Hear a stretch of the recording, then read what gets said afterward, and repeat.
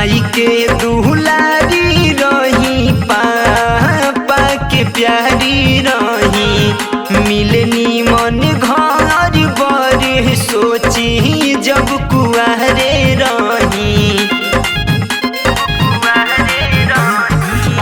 माई के दुलारी रही पापा के प्यारी रही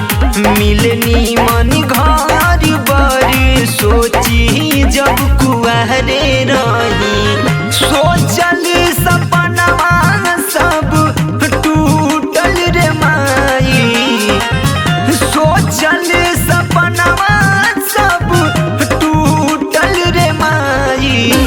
मिलल बा पियावा ई कसाई रे माई मिलल बा पियावा ई कसाई रे माई कसाई रे माई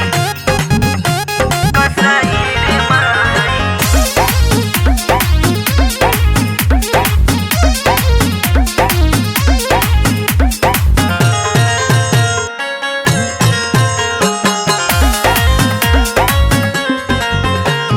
अगुआ बतवला सिलैका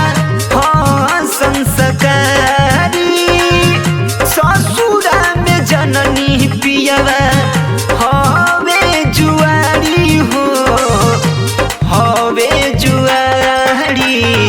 आमा जी से कहिले त करे ना माना छोटा की नदिया के अलग डरामा छोटा का देवरवा के अलग बातेवर कुछ बात कहला पे लगी जला नेवर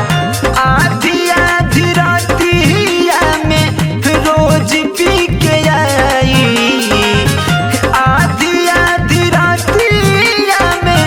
रोज पी के आई मिलल बा पियावा ई कसाई रे माई मिलल बा पियावा ई कसाई रे माई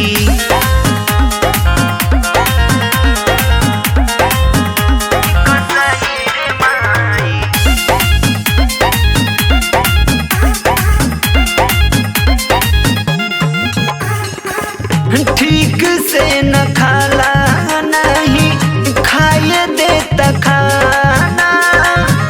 मारे लाग रोजे खोजी नया बहाना